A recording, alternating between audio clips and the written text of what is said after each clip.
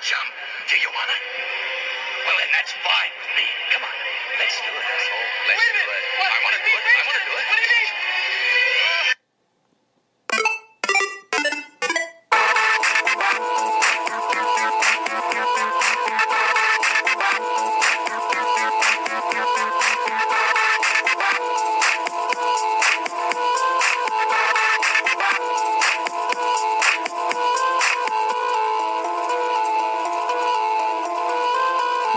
Good evening. Welcome to this week's edition of the WayBack Movies Podcast, a show where we review the best and not so best of 80s and 90s cinema, because really, fuck the 2000s. My name is Steve, and with me on this crazy journey, Justin. Doctor. So we're back. And we begin We do. with our fucking ultra 80s fucking non-conventional Christmas spectacular. Yes. Although this movie definitely may not fall into the alternative category like we'd initially intended. Yeah. It's been a while to watch. We've watched this movie for both of us, I think. So Yeah. we kind of forget how kind of integrated with Christmas this movie is. It was very Christmassy, and I'm so glad that they released it in March. I really wish I could wonder what people were thinking back then, going, wait, why is it so Christmassy when it's March? Well, we find out later on why it's so Christmassy, because who wrote it, but... Yes, this week we begin with Lethal Weapon. We do. The penultimate buddy cop movie. Yeah.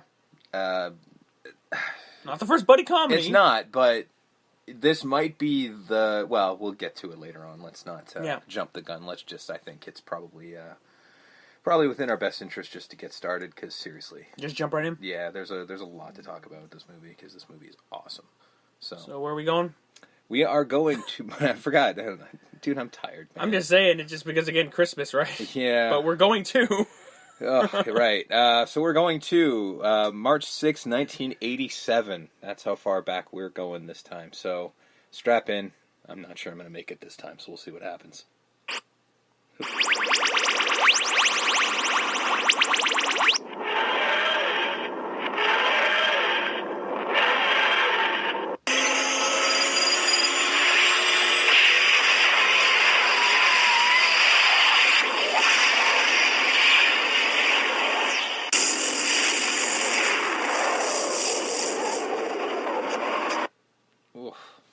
Rough journey. Hell, WayBack machine stalled in the beginning there, too. That was messed up. Hiccup. Yeah. So, yeah, Lethal Weapon. Lethal Weapon.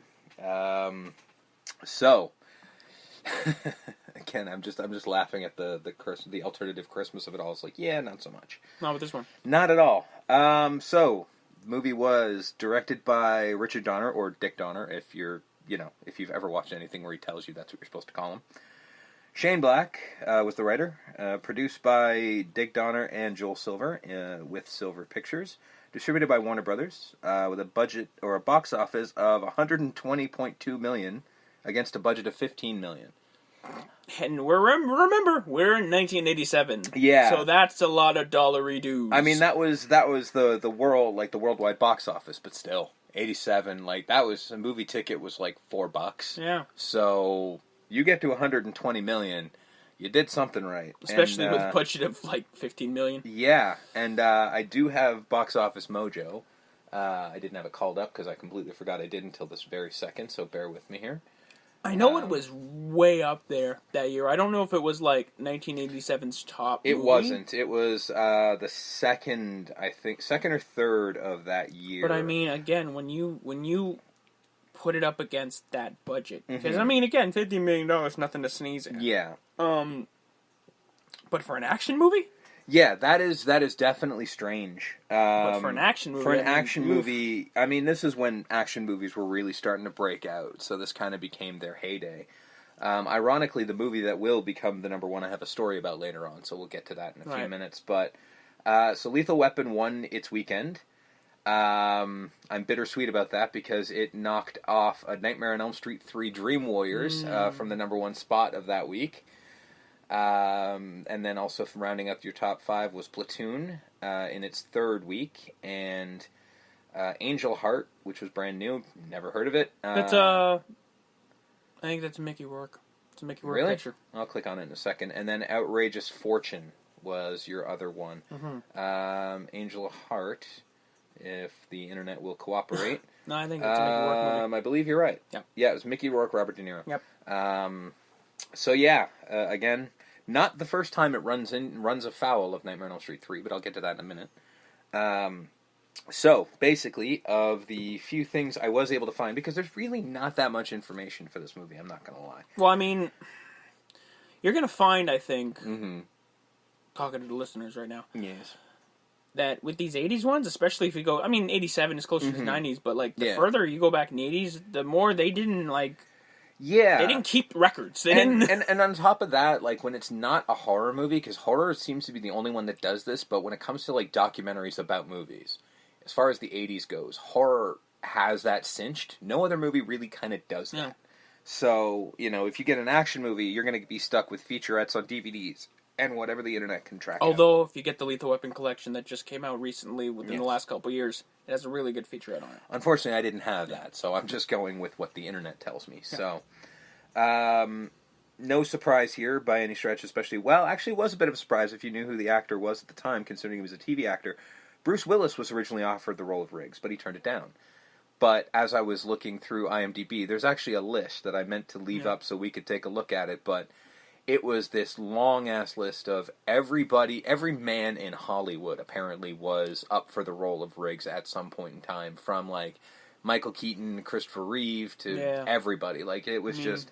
Every guy was either in talks or turned down. Like, it was everybody. We'll run down the cast. Yeah, because there's not much. Yeah, right. There's not much. That. Yeah, the cast. It's not a very big cast. Not enough. That's why I completely skipped over it. Yeah. So Mel Gibson as Martin Riggs. Obviously. Danny Glover as Roger Murtaugh. I mean, two best buddy cops there ever was. Yeah. Gary Busey as Mr. Joshua. Mitchell Ryan as the General, Peter McAllister. Tom Atkins as Michael Hunsaker. I can never say that word, no matter how hard I tried. Tracy Wolf as Rhianne Murtaugh, and Darlene Love as Trish Murtaugh. That's about it, folks. That is it. I mean, nobody else of note really did anything else in the movie, which is amazing considering how good it is. But as I mentioned earlier, with the box office and whatnot, Leonard Nimoy was originally attached to direct it. But he felt uncomfortable about doing an action movie, which is weird, because I'm like, you've done 2 Star Trek movies. I understand it's not quite the same action, but there is action involved. But I mean, just not that kind of, like... Not the balls-to-the-wall action. Bang, bang, shoot 'em up. Yeah. And, blood and exactly. stuff. So he kind of turned it down, because he was also working on another movie at the time, a little picture called 3 Men and a Baby, that he directed. You laugh. That is the highest-grossing film of 1987. Yeah, it is. So, you know what I mean? It actually made $167.7 million. Can't stop the goot in the 80s, bud. You really couldn't. And not to mention, on top of it, you also had Tom Selleck. Oh, yeah. And Magnum P.I. himself. And Teddy D. And Teddy D, you know? So, that is literally a trifecta. That's the 80s All-Stars. Yeah, it really is. Two of the biggest TV stars in the world and the goot. Yeah, like, you don't really... You can't lose. Really and a baby. Exactly. Because everyone likes a baby. That's very true. Weirdly enough, in more weird casting news, Mel Gibson turned down the role of Seth Brundle in Cronenberg's The Fly remake to do this movie. That would have been an interesting film. Yeah, that would have been interesting. Him with his Pan-American Australian accent. Yeah, that slips every now and then. Even though you try not to notice, you still notice. Just can't hold on to it. He really can't. But I find most British actors in some way really can't. Australian. Well, British colony. Don't tell them that. I know. Whatever. British accent. Although to be fair to him, his American got a lot better. It did. Now, it's probably gone. It almost is. I think occasionally you'll hear it slip, but it's very, very infrequent. So John Saxon was the first choice for Mr. Joshua, but he had to turn it down because he was filming A Nightmare on Elm Street 3 at the time. That would have been a good casting choice. I mean, great. Gary Busey was amazing. Gary Busey was fantastic, but John Saxon is a great actor, and I think he would have brought a little something to it that... Hey, listen, as a fan of Enter the Dragon, I can tell you about John Saxon. He's amazing. Well, we'll get to it when we cover Nightmare on Elm Street, but Enter the Dragon is how he got in Nightmare on Elm Street. There you go. So Joel Silver originally wanted Ridley Scott to direct it, but Warner was kind of like, fuck that guy. He just kind of lost him a shit ton of money on Blade Runner. So there was a little bit of... I mean, time tells it all when you go back to that movie, and it's like one of the... Yeah, but at the time, remember, this is only 5 years removed from one of their biggest flops ever. Which is just nuts. Yeah. I mean, well, it's not, because that's a hard movie to sit in a theater. I know people do it now, but, like, I can honestly say I would never go... I love Blade Runner. I would never go see that movie in a theater. It's a slow go. There's just no way. It's a slow go. I would, yeah, there's no way. The original script that Shane Black had written was very dark originally, like, ridiculously so. Like, I mean, not just Riggs having the issues he did, he was also having flashbacks from Nam as well as Murtaugh was, too.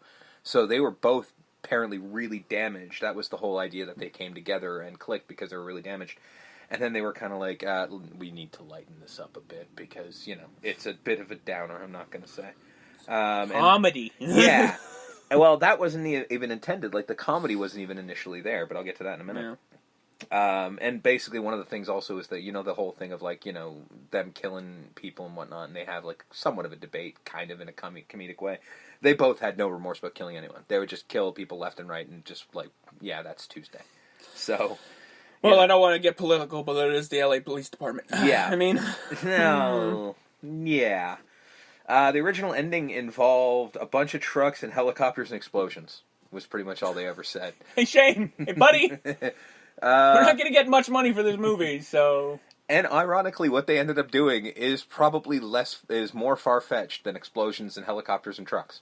Oh, yeah. Because this is excessively so. Most ridiculous ending to a cop movie I've ever seen. Like, this would never happen. I believe in Superman more than I believe that this could happen. When Shane Black originally wrote the script, he hated it and threw it out. I think most writers, when they write their very first like, proper script, they're just like, no, all of this is garbage. Yeah, and that was pretty much the thing. He really hated it and ended up throwing it out. And then, like, took a couple days and kind of pulled it back out and went, well... Reach back into the bin basket and go, and kind of decided to fix it, because he's like, maybe there's something rewrites. There. Yeah.